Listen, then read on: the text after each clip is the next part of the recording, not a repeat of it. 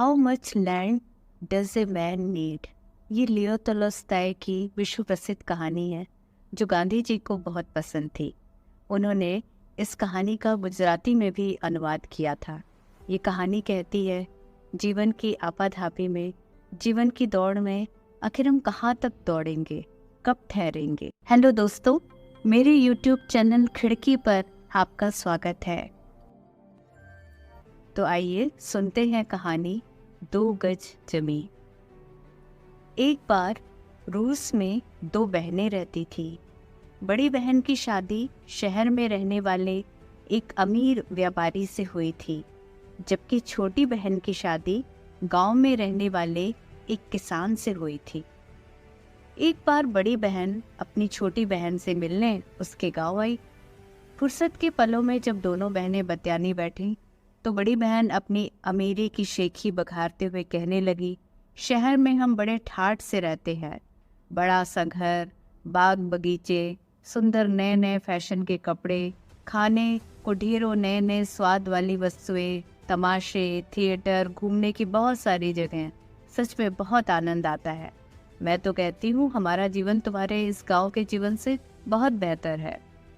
गांव में रहने वाली छोटी बहन को बड़ी बहन की बात चुभ गई।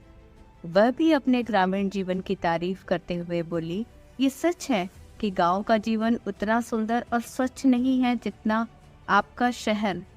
हमें कहीं अधिक मेहनत करनी पड़ती है, लेकिन हमारा जीवन शांत और सुरक्षित है। जमीन हमें हमेशा खाने को पर्याप्त दे देती है, जबकि शहर में अमीर से गरीब होने में वक्त नहीं लगता। तुम्हारे पति को जुए और शराब की लत लग सकती है, उसे कोई प्रेमिका मिल सकती है, लेकिन गांव में ऐसा कोई प्रलोभन नहीं है। मेरे पति मेहनतकश इंसान हैं और बुरी चीजों से दूर है। छोटी बहन का पति, जिसका नाम पखोंग था, वही पास में ओसारे में लेटा हुआ था और दोनों बहनों की बातें सुन रहा था। वह अपनी पत्नी की बात सुनकर सोचने लगा, उसकी पत्नी कुछ गलत नहीं कह रही है। गांव का जीवन सचमुच शहर की तुलना में बेहतर है, लेकिन उसके पास एक ही कमी है और वह है जमीन। अगर उसके पास थोड़ी और जमीन होती तो उसका जीवन भी सुख शांति से भरा होता। फिर एक दिन उसने सुना कि उसके इलाके का जमींदार अपनी जमीन किसानों को बेच रहा है। खुद उसका पड़ोसी 50 एकड़ जमीन का सौदा करके आया था।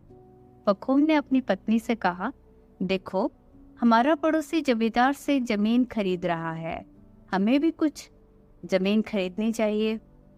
अब उसने जमीन के लिए पैसों का इंतजाम शुरू किया। कुछ पैसे अपने साले से उधार लिए, अपने बेटे को दूसरे किसानों के यहाँ काम पर लगाकर वहां से पेशगी रुपए लिए और 25 एकड़ जमीन का टुकड़ा खरीदने में कामयाब रहा, जिस पर भोजपत्र के पेड़ों का एक छोटा सा झुरमुट था। अब पखोंग बहुत खुश था।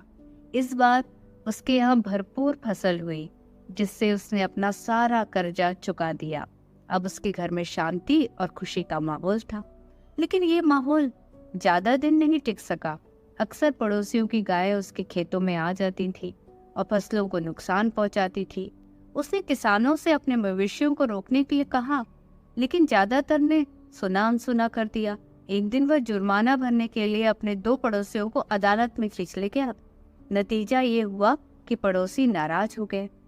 एक दिन सुबह पखोंग ने पाया कि किसी नाराज पड़ोसी ने उसके प्यारे भोजपत्र के पेड़ों को काट डाला। इस घटना ने उसे बहुत दुखी कर दिया।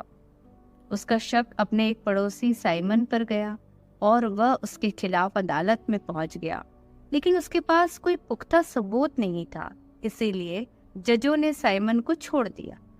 इससे पखोंग को इतना गुस्सा आया कि वह जजों को ही भला बुरा कहने लगा। कुल मिलाकर पखोंग के लिए गांव में रहना काफी अप्रिय और दूभर हो गया। एक रोज एक यात्री किसान ने रात बिताने के लिए पखोंग के घर में जगह मांगी। पखोंग ने उसका स्वागत किया। रात्रि भोजन के दौरान किसान ने पखोंग से कहा, मैं लोअर वोल्गा से आया हूँ। वहाँ बहुत अच्छी जमीन है और सस्ती भी। मेरे गांव के बहुत से लोग वहीं जाकर बस गए हैं और अमीर हो गए हैं। किसान की बात सुनकर पखोंग ने सोचा, कि मैं यहाँ गरीबी में क्यों रहूं? क्यों ना वोल्गा में बसकर मैं भी अपनी स्थिति बेहतर कर लूं। और उसने एक बार वोल्गा जाकर वस्तु स्थिति का पता लगाने का निश्चय कर लिया। अगले पतझड़ में पखोम वोल्गा में था। उसके घर रुकने वाले अजनबी किसान ने जैसा बताया था वहां सब वैसा ही था। बहुत अच्छी और सस्ती जमीन थी। पखोम खुशी खुशी घर लौटा।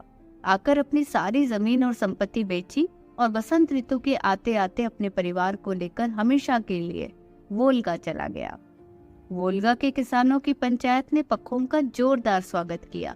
जितने पैसे वह लाया था उतने में उससे पहले के मुकाबले 5 गुना अधिक जमीन मिल गई। अर्थात अब वह 125 एकड़ जमीन का मालिक बन गया था।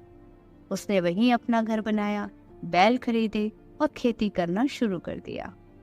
सब कुछ पहले के मुकाबले अच्छा चल रहा था, लेकिन कुछ ही समय बाद पखोम एक बार फिर खुद को असंतुष्ट अनुभव करने लगा। बात दरअसल यह थी कि पखोम के खेत इकट्ठे नहीं थे, वे दूर दूर फैले थे। उसे एक खेत से दूसरे खेत जाने में कठिनाई होती थी। उसने दूसरे अमीर किसानों को देखा था जिनके खेत इकट्ठे थे और वे अपने खेतों के बीच मकान बनाकर आराम से रहते थे, खेती करते थे। उसने सोचा कि अगर मैं भी ऐसी ही इकट्ठी जमीन खरीद सकूं और उसमें अपना मकान बनाकर रह सकूं तो जीवन में चैन आए।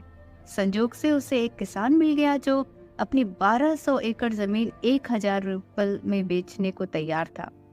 पखोम ने उस किसान से जमीन की बात कर ली और रुपयों का इंतजाम भी कर लिया, लेकिन इसके पहले कि सौदा तय हो पाता एक अजनबी व्यापारी रात बिताने के लिए पखोम के घर रुकने आ गया।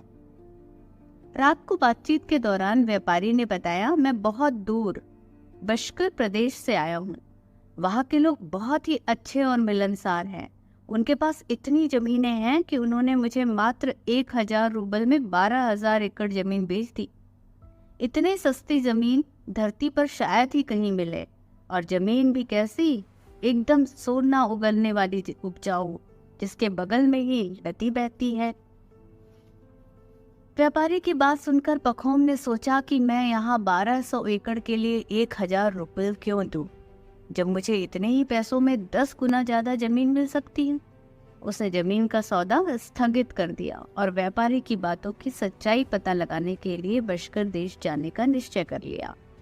अपने परिवार को वहीं छोड़ और एक विश्वस्त नौकर को साथ लेकर पखोम बशकर देश की ओर निकल पड़ा। रास्ते में पड़ने वाले एक शहर से उसने बशकर वासियों के लिए कुछ उपहार खरीदे और कुछ दिनों में वहां पहुंच गया। व्यापारी ने जैसा बताया था बशकर को उसने उससे बढ़कर ही पाया। वहां के लोग बड़े खुशमिजाज और लापरवाह किस्म के थे। उन्होंने पखोम का बड़े ही दोस्ताना ढंग से स्वागत किया। पखोम ने भी लाए उपहार उन लोगों को बांटे। रात में उन लोगों ने पखोम को एक आरामदायक तंबू में ठहराया और पूछा, आप इतनी दूर आए हैं, बताइए हम आपके लिए क्या कर सकते हैं। पखोम ने कहा, मैं यहाँ आप लोगों से जमीन खरीदना चाहता हूँ। मेरे गांव की मिट्टी खराब हो गई है, अब उपजाऊ नहीं रही और जमीन भी मेरे हिसाब से बहुत कम है।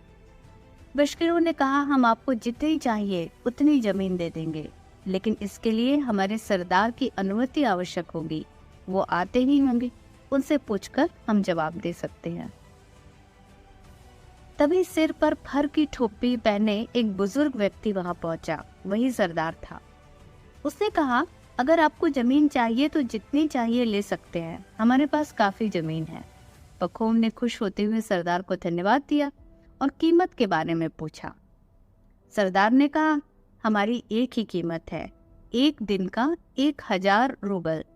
पखोम को कुछ समझ में नहीं आया। उसने पूछा, एक दिन का 1000 रूबल? भला दिन का जमीन की कीमत से क्या ताल्लुक?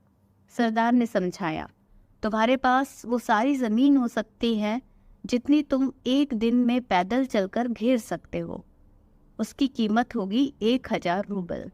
इस अजीबोगरीब बात से हैरान पखोम ने कहा, लेकिन एक दिन में तो मैं जमीन के बहुत बड़े टुकड़े पर घूम सकता हूँ, तो क्या वो सारी मेरी हो जाएगी? बिल्कुल, सरदार ने कहा, लेकिन शर्त यह होगी कि जहां से तुम चलना शुरू करोगे तुम्हें शाम होने से पहले उसी स्थान पर वापस आना होगा। अगर नहीं आ सके तो तुम्हारे 1000 रूबल जब्त हो जाएंगे और जमीन भी नहीं मिलेगी। पखों को लगा कि जैसे मुंह मांगी मुराद मिल गई हो। उसने तुरंत सौदे के लिए हामी भर दी और तय किया कि वह अगली सुबह जमीन पर घूमने के लिए निकलेगा। उस रात पखवान सो नहीं सका। वह हिसाब लगाता रहा कि गर्मी के एक लंबे दिन वह 50 मील तो चल ही सकता है। फिर वह सोचने लगा कि इतनी बड़ी जमीन में कुछ खराब जमीन भी हो सकती है। ऐसी जमीन को वह बटाई पर दे देगा और अच्छी जमीन पर खुद खेती करेगा। खेती के लिए कितने जोड़ी बैल लगेंगे और कितने नौकर रखने होंगे आदि सोचते हुए भोर के ठीक पहले उसकी आंख खुल गई। नींद में उसने सपना देखा। उसने देखा कि बशकीरों का सरदार तंबू के बाहर बैठा जोर जोर से हंस रहा था। पखोंग उसके पास जाकर पूछता है, आप किस पर हंस रहे हैं? तभी पखोंग को वहां एक व्यापारी बैठा दिखाई देता है। वह व्यापारी के पास जाकर पूछता है, आप यहाँ कब से हैं? तभी व्यापारी वोल्गा के किसान में बदल जाता है। पखोंग इधर उधर देखता है तो उसे एक लाश दिखाई देती है। वो डरते डरते उस लाश के पास जाता है। देखता है ये लाश तो उसी की है, पखोंग की, और उसकी आंखें खुल जाती हैं। वह तुरंत खड़ा होता है और अपने दुस्वप्न को भूलने की कोशिश करते हुए अपने नौकर और बशकीरों को जगाया और कहा, चलो चलते हैं, अब मेरे जमीन पर घूमने का समय हो गया है, सूरज जल्द ही उगने वाला है। बशकर लोग पखोंग को लेकर एक पहाड़ी के पास गए। बुजुर्ग सरदार ने कहा, यह सारी जमीन हमारी है, आप इनमें से जितना बड़ा टुकड़ा चाहे उतना ले सकते हैं। फिर उसने अपनी फर की टोपी उतारकर जमीन पर रख दी और बोला, यह आपका निशान है, आपको यहाँ से चलना प्रारंभ करना है और शाम होने तक यहीं वापस आना है। जितनी जमीन पर आप चलेंगे वो जमीन आपकी होगी। याद रखिए, आप सूर्यास्त तक इस जगह पर वापस नहीं लौटे तो आप सौदा खो देंगे। पखोंग ने अपना पैसा टोपी में रख दिया और जैसे ही सूरज की पहली किरण दिखाई दी, पूर्व दिशा की ओर चल पड़ा। उसके कंधे पर एक फावड़ा था। जमीन पर अपने घूमने के निशान बनाने के लिए वह चलता रहा और जगह जगह पर निशान बनाता रहा। जितना जितना पखोंग आगे बढ़ता जाता था, जमीन और अच्छी दिखाई देती थी। पखोंग ने सोचा, अभी लौटने के लिए बहुत जल्दी है, अभी मैं और भी आगे जाकर अच्छी अच्छी जमीन अपने लिए सुरक्षित कर सकता हूँ। और वह तेजी से आगे बढ़ने लगा। सूरज सिर पर झुलस रहा था और वह पसीने से तरबतर था। उसने पीछे मुड़कर देखा तो वह पहाड़ी जहाँ से वह चला था उसे मिट्टी के ढेले के समान छोटी सी दिखाई दी। वह मुड़ा ताकि अपनी जमीन को चौकोर कर सके। भूख लगने लगी थी। उसने जल्दी जल्दी थोड़ा सा खाया और फिर से चल दिया। अब उसका शरीर बुरी तरह थक चुका था, लेकिन वह आराम करने की बिल्कुल नहीं सोच रहा था। अब उसे अपनी जमीन की तीसरी भुजा चलकर बनानी थी, लेकिन उसने देखा कि पहली 2 भुजाएं वो कुछ ज्यादा ही लंबी बना चुका है। अब उसे तीसरी भुजा छोटी बनानी होगी, नहीं तो समय पर वापस नहीं पहुंच पाएगा। अब सूर्यास्त का समय नजदीक आ रहा था। उसने अपनी चाल तेज कर दी। कुछ दूर चलने के बाद उसने दौड़ना शुरू किया, क्योंकि सूर्य बड़ी तेजी से अस्ताचल की ओर जा रहा था। पखोंग को घबराहट सी होने लगी। वह जल्दी से चौथी भुजा की ओर मुड़ा। अब उसके और शुरुआती बिंदु के बीच करीब 15 मील की दूरी थी। उसने तेजी से दौड़ना शुरू कर दिया, सीधे पहाड़ी की ओर। अब वो बेतहाशा दौड़ रहा था। टोपी अभी भी बहुत दूर थी और वो बहुत थक गया था। उसके पैरों में बहुत दर्द हो रहा था और छालों और खरोचों से भर गए थे पैर। मुझे और जल्दी करनी चाहिए, उसने खुद से कहा। मुझे इतनी दूर नहीं जाना चाहिए था। अगर मैं समय पर नहीं पहुंचा तो मैं जमीन और पैसे दोनों खो दूंगा। और एक आखिरी प्रयास के रूप में उसने अपनी पूरी शक्ति दौड़ने में झोंक दी। अब उसे लगने लगा कि वह समय पर नहीं पहुंच पाएगा। उसे इतनी दूर नहीं आना चाहिए था। फिर भी वह पूरी शक्ति से दौड़ा चले जा रहा था। वह पहाड़ी की तलहटी में पहुंच चुका था। सूरज अस्ताचलगामी हो रहा था। टोपी अभी भी दिखाई नहीं दे रही थी। अब उसे रोना आने लगा। उसे लगा कि वह पूरी तरह से बर्बाद हो चुका है। उसके हाथ से जमीन भी गई और पैसे भी। सहसा उसे बशकीरों की पुकारें सुनाई देने लगी। वे टोपी के पास खड़े हाथ लहरा रहे थे और उसे प्रोत्साहित कर रहे थे। पहाड़ी की चोटी पर सूरज अभी भी पूरी तरह से डूबा नहीं था। उसने एक बार फिर जोर लगाया, अपनी आखिरी ताकत के साथ। उसने बुजुर्ग सरदार को देखा। वो हंस रहा था और वो गिर पड़ा, फिर न उठ सका, लेकिन उसका हाथ टोपी तक पहुंचने में कामयाब रहा। बशकर लोग जोर से चिल्लाए, तुमने अच्छा किया, तुमने बहुत सारी जमीन जीत ली। लेकिन पखोम को कुछ भी सुनाई नहीं दिया। पखोम का नौकर दौड़ा दौड़ा आया और उसने मालिक को उठाना चाहा, लेकिन वह उठ न सका। उसके मुंह से खून निकल रहा था। वह मर चुका था। नौकर ने फावड़ा लिया और अपने मालिक के लिए कब्र खोदी। कुल 2 गज जमीन।